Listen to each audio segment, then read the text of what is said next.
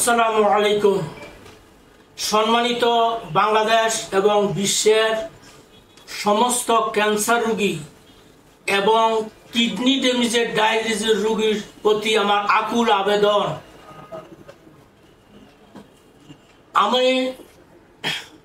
আমার নাতনি 2021 সালে জানুয়ারি মাসে ব্রুন ক্যান্সার, 7 বছরের নাতনি হাতের মধ্যে ব্রুন ক্যান্সার অর্থাৎ হাড্ডিতে ক্যান্সার ধরা পড়ে। এই ক্যান্সার ধরা পড়ার পরে আমরা নিরুপায় হইয়া কেমোথেরাপি দেই 6টা। আমাদের আর্থিক কোনো তেমন সামর্থ্য নাই। আত্মীয় স্বজন এবং অর্থবিদদের সহযোগিতায় আমরা 21 সালে এপ্রিল মাস থেকে কেমোথেরাপি দেওয়া শুরু করি 7 বছরের নাতনি। তখন সেপ্টেম্বর আগস্টের লাস্ট পর্যন্ত 6 কেমোথেরাপি আমরা দিই। দেওয়ার পরে ডাক্তারি নিয়ম অনুযায়ী সার্জিক্যাল করার জন্য অপারেশনের জন্য ডাক্তারের থিওরি মতে মহা বিপদ। ডাক্তার আমাদেরকে পরামর্শ দিল যে এই অপারেশন করতে প্রচুর কয়েক লক্ষ টাকা যাবে, তবে এইভাবে যদি ব্রুন ক্যান্সার, হাড্ডির ক্যান্সার এক জায়গাতে আরেক জায়গায় হইয়া যায়, এই ক্যান্সার এইভাবে যদি 5 বছর বাঁচানো যায়, আবার যে কোনো জায়গায় যে কোনো হয়ে যেতে পারে। ক্যান্সারটা কাটটা পাত দিয়ে পিটিং করে গলাতে ঝুলাইয়া 3 মাস রাখবে, তারপরে আবার কেমোথেরাপি, রেডিওথেরাপি দিতে হবে। তবে সম্মানিত রোগী এবং ক্যান্সার রোগী এবং ডায়ালিসিস রোগী বলছি, বাচ্চাদের ক্যান্সার ডায়ালিসিস যে কত কষ্টকর, কেমোথেরাপি, রেডিওথেরাপি যে কত কষ্টকর, চোখের সামনে যেই ধরে নাই আছে সেই ধরে বুঝতে পারবেন। আমি আকুল আবেদন করছি, যেই ধরে আমার এমন ভাগ্য, তখন ডাক্তার এই সাজেশন দিল যে এই 3 মাস ব্যান্ডেজ থাকবে, কেমোথেরাপি দিতে হবে।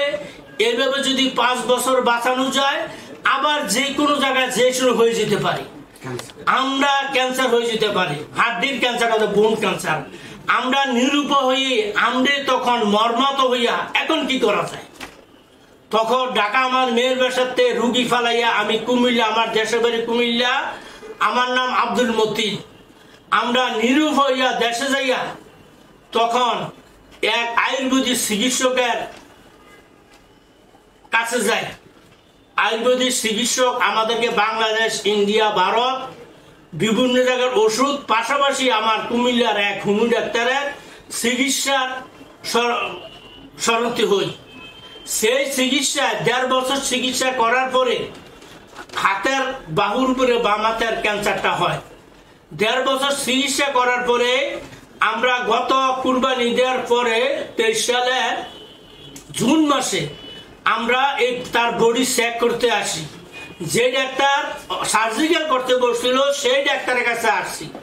সেই ডাক্তার পরীক্ষা দিল, তার অনেকটি শেষ পর্যন্ত ব্রুন স্ক্যান দিল, ল্যাবেটে ব্রুন স্ক্যান করার পরে আমার নাতনি সম্পূর্ণ পূর্ণ সুস্থ, আলহামদুলিল্লাহ, আমরা রিল্যাক্স হইলাম।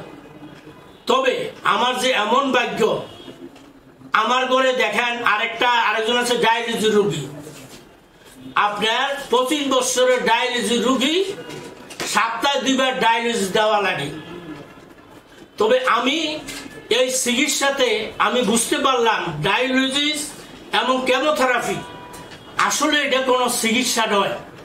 আপনারা ভালো করে জানেন, একটা কথা আছে যে ক্যান্সার নাই কোনো অ্যান্সার। ডায়ালিসিস রোগী আর কেমোথেরাপি, রেডিওথেরাপি, বিশেষ করে মূলত আমি 4 বছরের অভিজ্ঞতায় আমি বুঝতে পারছি যে এইটা একটা রোগীর, আমি একটা মেডিসিন আনি 37 বছর। আমিও আগে মনে মনে বলতাম যে ক্যান্সারের রোগী মরে যাইব, চিকিৎসা কেন করে। আসলে আমি বুঝতে পারলাম যে রোগীর সান্ত্বনার জন্য, শরীরের ব্যথার জন্য, আরাম আসার জন্য ডায়ালিসিস রোগীর এবং ক্যান্সারের রোগীর এই চিকিৎসাটা করে। আসলে আদত বাংলাদেশে, বিশ্বে ক্যান্সার রোগীর ডায়ালিসিস, কেমোথেরাপিতে ভালো হয়েছে, হ্যাঁ ভালো হয়েছে, সাময়িক সান্ত্বনা পাইছে, কিন্তু রেয়ার কিছু রোগী ভালো হইতে পারে ব্লাড ক্যান্সারে। কিন্তু আমি হাসপাতালে, যে হাসপাতালে আমি কেমোথেরাপি দিছি, ওই হাসপাতালে দেখতাম বাচ্চা রোগী, ব্লাড ক্যান্সারের রোগী বেশি, 2 বছর 2.5 বছর 6 মাসের বাচ্চা রোগী, আর ভ্রূণ ক্যান্সারের রোগী বেশি, যেটা আমি অভিজ্ঞতাতে বলছি। সম্মানিত অভিভাবক বিন্দুকে আমি বলছি, বাবা, যেই ঘরে মরণবেদীর রোগ আছে, রোগী তো শেষ হয়, তার অর্থ শেষ হয়, পুরা ফ্যামিলিটা তছনছ হয়ে যায়। বিশেষ করে অভিভাবকের উপরে যে মানসিক শারীরিক চাপ, এটা আমি ভুক্তভোগী, এটা বুঝতে পারবো না। আমার অর্থ নাই চিকিৎসা করার, 20 লাখ টাকা শেষ করছে, কিন্তু চিকিৎসা আল্লাহ করাইছে মানুষের সহযোগিতা। কিন্তু শারীরিক মানসিক যে একটা চাপ, পুরা ফ্যামিলিটা তছনছ হয়ে যায়। যেই ঘরের মধ্যে এই মরণবেদী রোগী আছে, ডায়ালিসিস রোগীকে একই অবস্থা। এই যে আমার রোগীকে সপ্তাহে 2 বার ডায়ালিসিস দিতে হইতেছে, না দিলে তার অবস্থা খুব সিরিয়াস হয়ে যায়, আসলে তার সান্ত্বনা। কাজে আমি আপনাদের অভিভাবককে অনুরোধ করব, বাবা, আপনাদের স্বার্থে, আমি ডাক্তারের স্বার্থে কথা বলি নাই, আমি ভুক্তভোগী রোগীদের স্বার্থে, অভিভাবক বিন্দুদের স্বার্থে আমি কথা বলছি। আপনাদের অনুরোধ করছি, যারা এই রোগী আছেন, আপনারা কেমোথেরাপি দেন, রেডিওথেরাপি দেন, কিন্তু আমি আবার আমার এই নাতনির রোজায়, এই রোজার 1 তারিখ অর্থাৎ 12 তারিখ আমরা রোগী যখন ভালো হয়ে গেল, তখন আমরা ওষুধগুলো কমিয়ে ফেলছিলাম, খুব কম খাবাইতাম। আবারই আল্লাহর হুকুম রোজার 1 তারিখ অথবা রোজার 1 তারিখ রমজানের মাসের 12 তারিখ আবার একই জায়গাতে রোগটা রিপিট করে। আমরা মর্মাহত হইয়া, নীরব হইয়া, তখন আবার আমরা 4 কেমোথেরাপি দিছি। 4 কেমোথেরাপি দেওয়ার 2 কেমোথেরাপি দেওয়ার মধ্যে আমরা গণস্বাস্থ্য হোমিও অধ্যক্ষ ডাক্তার SM সারোয়ার মোবাইলের মাধ্যমে তার সন্ধান পাই। 2 কেমোথেরাপি দেওয়ার পরে ওই ডাক্তার সাহেবের কাছে আমরা আইসা, বর্তমানে আমি চিকিৎসা দিই, ডাক্তারদের ওষুধ নেওয়ার জন্য 2 মাস শেষ হয়েছে, 3 মাসের ওষুধ নিতে আমি এখন আসছি ঢাকায়।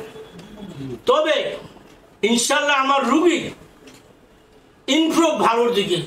ডাক্তারদের সাজেশন মতে 6 কেমো, এরপরে সার্জিক্যাল, এরপরে কেমোথেরাপি, কিন্তু আমার অর্থ নাই রোগীর বডিতে যে আর কেমো চালাইবো, হাতগুলা রগগুলা বসে গেছে, সেই পথ নাই। 10 বছরের রোগী তো কত কষ্ট, যারা না দেখছেন বুঝতে পারবেন না। ডাক্তারকে বলছিলাম, অ্যালোপ্যাথি ডাক্তার যে চিকিৎসা করে, ডাক্তার আপনারা চিকিৎসা দেন, আর আমরা এসব রোগীর সামনে থেকে চিকিৎসা নেই। বাচ্চা রোগীর সামনে চিকিৎসা নেওয়া কত কষ্ট, এটা ভাষায় বোঝা যাবে না। শারীরিক মানুষের যে কত চাপ, এটা ভাষা বোঝা যাবে না। আমি দেশবাসীর কাছে যারা এইসব রোগীতে ভুগছেন, বাবা, আমি অনুরোধ করছি, আপনারা কেমোথেরাপি দেন, কিন্তু রেডিওথেরাপি দেন, ডায়ালিসিস দেন, ডাক্তার SM সরোয়ার বাধা দেন না। তবে আপনারা এই ডাক্তার SM সরোয়ারের কাছে আমি এখন আছি, উনি পল্টনের মতো জায়গাতে বসা, উনি ডাক্তার SM সরোয়ার, উনি ক্যান্সার গবেষক।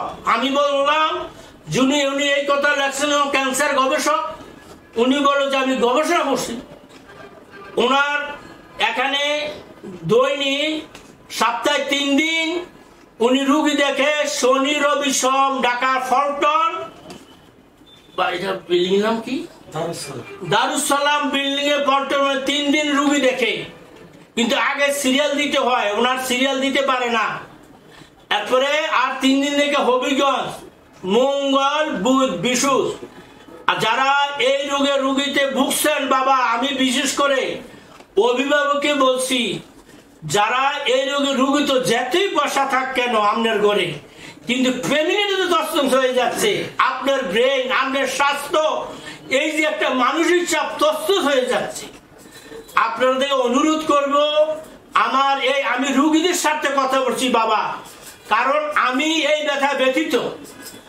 আপনারা যারা এই রোগী ভুগছেন, আপনারা রুগী নিয়ে ভুগছেন, অতি সত্তর অধ্যক্ষ ডাক্তার এস এম সরোয়ার, গণস্বাস্থ্য হেমিও, পল্টন দারুসালাম বিল্ডিং এ ওনার ভিডিও শেয়ার যোগাযোগ করেন। উনি আপনাকে পরামর্শ দিবে যে কেমোথেরাপি লাগবে কি না লাগবে, ডায়ালিসিস লাগবে কি না লাগবে। আমি এই অনুরোধ করে বাবা, আমি দেশবাসী এবং সারা বিশ্বের ক্যান্সারের রোগী, অল ক্যান্সারের রোগী এবং ডায়ালিসিস রোগীর প্রতি আকুল আবেদন রেখে আমি আমার বক্তব্য শেষ করছি। আসসালামু আলাইকুম। আপনার নাম? আমার নাম মোহাম্মদ আব্দুল মতি। আপনার পিতার নাম? মৃত আব্দুল হাকিম। আপনার মাতার নাম? মৃত হাজারা বেগম। আপনার গ্রাম? গ্রাম রুফুদ্দি। Post office? নিমসার। থানা? থানা বুড়িচং। জেলা? কুমিল্লা। রোগী আপনার নাতনি? রোগী আমার নাতনি। এখন নাম কি রোগীর? রোগীর আসমা। রোগীর আসমার বাবার নাম কি? আসমা বাবার নাম মাওলানা মোহাম্মদ আব্দুল আউয়াল। তার মার নাম? তার নাম খাদিজা বেগম। এখন আপনার রোগী সুস্থ? এখন ইনশাল্লাহ 2 মাস খাবাইছি, ইমপ্রুভের দিকে মনে হচ্ছে, আমার ভালোর দিকে মনে হচ্ছে দেখে আমি আজকে ডাক্তার এস এম সরোয়ারের কাছে আবার রিটার্ন ওষুধ নিতে আসছি।